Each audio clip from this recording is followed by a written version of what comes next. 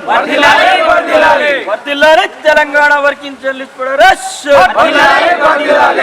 ఇవ్వాలి అర్హులైన జర్నలిస్టులకు అక్రిడేషన్ కార్డులు వెంటనే పునరుద్ధరించాలి రైల్వే పాసులను వెంటనే ప్రాధాన్యత ఇవ్వాలి ఇందిరమ్మ ఇండ్లలో జర్నలిస్టులకు వెంటనే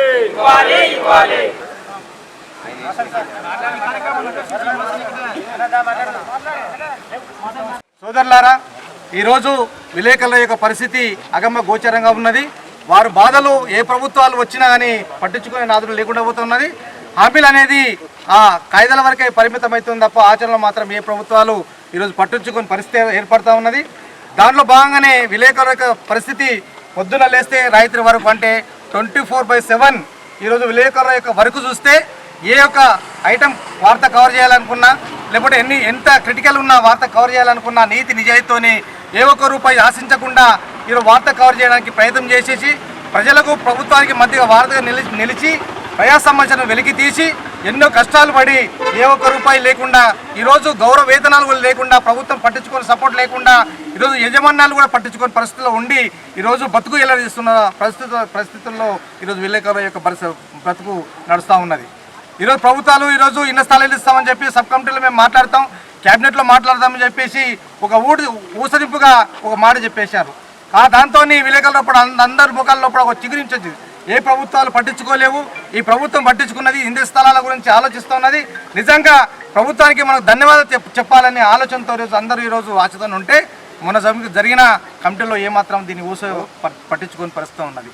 ఎంతో మంది విలేకరులు ఆశపడ్డారు, ఎత్తుకాల విషయంలో ఆశపడ్డారు, ఇళ్ల స్థలాల విషయంలో ఆశపడ్డారు. ఏళ్ల తరబడి ఈరోజు వయసు మొత్తం అయిపోయి రిటైర్మెంట్ అయ్యే పరిస్థితిలో ఉన్నా కూడా ఈరోజు ఏ ఒక్క ప్రభుత్వం నుంచి ఎలాంటి స్కీములు ఈరోజు అందే పరిస్థితులు ఏర్పడతలేవు.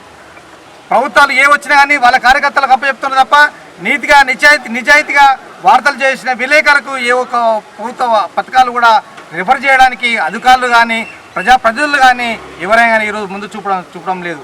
కాబట్టి ఈరోజు వాళ్ళ తీరు అట్లా ఉన్నది. కాబట్టి మన విలేకరులు అందరూ జర్నలిస్టులు అందరూ ఆలోచించాలి.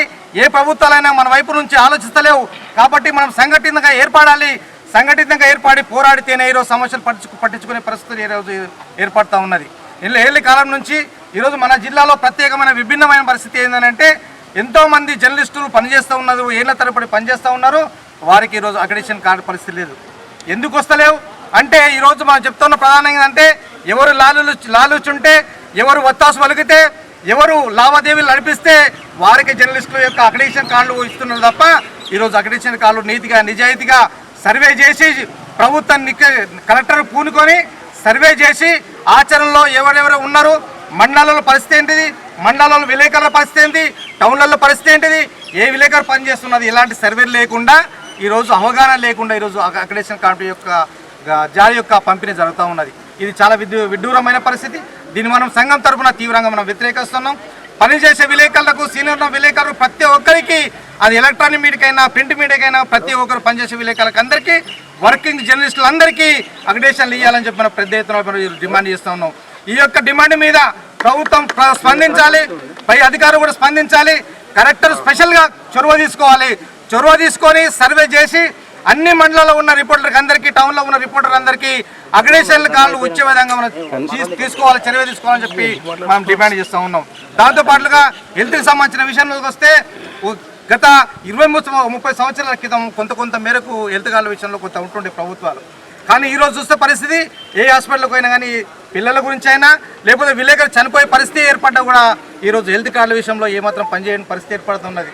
ఈరోజు మొత్తం ఏళ్ల తరబడి సర్వీస్ అంతా ప్రజలకు అర్పించి పనిచేసి ఈరోజు కనీసం ఆరోగ్యం బాగాలేకుంటే ప్రైవేట్ హాస్పిటల్లో కానీ ప్రభుత్వ హాస్పిటల్లో పడిపోతే ఈరోజు పట్టించుకునే పరిస్థితి ప్రభుత్వాలు కానీ అధికారులు కనుసూపు మేరకు చూపెట్టలేదు. ఏమాత్రం వాళ్ళు వచ్చిన విజిట్ చేస్తున్నారు, లేకపోతే నాతో సానుభూతి తెలియదు చెప్పడం తప్ప ఈరోజు ఆచరణ మాత్రం ఎలాంటి ప్రత్యేకమైన ప్యాకేజీ ఈరోజు మన వర్కింగ్ అప్పచెప్తలేదు. అట్లాగే ఇళ్ల స్థలాలు అంటున్నాం మనం, ఇళ్ల స్థలాలకు సంబంధించింది ఇళ్ల గురించి మనం మొదట్లోనే ఇందిరమ్మ ఇళ్లలో విలేకరులకు అందరికీ మొదటి ప్రాధాన్యత ఇవ్వాలి. మీ కార్యకర్తలకు ఇచ్చుకుంటారా, ఏం చేస్తారో ఏం సంగతి, కానీ ఖచ్చితంగా విలేకరులకు అందరికీ ఇవ్వాలని చెప్పి మనం మొదటిగా డిమాండ్ పెట్టినాం. మనం ఈ మొత్తం మీద ఏ ఒక్క నాయకుడు కూడా ఏ ఒక్క ఎమ్మెల్యేలు కూడా ఈరోజు మన ప్రత్యేకమైన చొరవ చూపెట్టలేరు. ఏమనంటే ఒక దాన్ని ఇచ్చినాం 2 తాను ఇచ్చినామని చెప్తారు, కానీ మీరు ఇచ్చిన పర్సెంటేజ్ చూస్తే ఒక్క 1% కాదా 0.5% కూడా ఈరోజు ఇందిరా మిల్లాలలో విలేకరులకు వెళ్ళారు. కాబట్టి వచ్చే దఫాలో ఈ ఇంద్రమ్మ దఫాలో ఖచ్చితంగా విలేకరులందరికీ మొదటి ప్రాధాన్యత ఇవ్వాలని చెప్పి మనం డిమాండ్ చేస్తూ ఉన్నాం. అట్లాగే అగ్రేషన్ కార్డ్స్ కానీ, ఇళ్ల స్థలాలు కానీ, రైల్వే బస్ పాస్లు కానీ, బస్ పాస్లలో మెట్రో సంబంధించిన పాస్లలో కూడా విలేకరులకు ఈరోజు ఇవ్వాలని చెప్పి చేస్తూ ఉన్నాం. ప్రధానంగా మనం 2 సార్లు కూడా ఈ మన సంఘం తరఫున అట్లాగే అందరు సమన్వయ కమిటీ అన్ని సంఘాల తరఫున కూడా పిల్లలకు 100% ఫీజు రాయితీలు అని చెప్పి మనం చెప్తా ఉన్నాం. వేరే జిల్లాలు ఇచ్చిండ్రు, మన జిల్లాలు ఎందుకు ఇయ్యరు అనేది ఒకటి చర్చ చేస్తే ఈరోజు డిఓ గారు చెప్పారు. వాస్తవంగా అంటే ప్రైవేటు విద్యా సంస్థల యొక్క లోపాలు చాలా ఉంటాయి, మేము అవన్నీ ఎత్తి చూపుతలేము. 100% మీరు ఇచ్చే డిమాండ్ 100% వాస్తవం, అది ఇస్తాం, నష్టమేం లేదన్నాడు.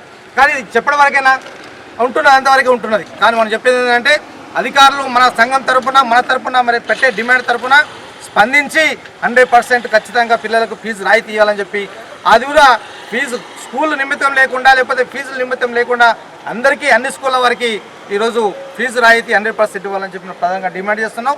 మరోసారి విలేకరులందరికీ ధర్నా కార్యక్రమానికి వచ్చినందుకు మరోసారి ప్రత్యేకమైన అభినందన తెలియజేస్తూ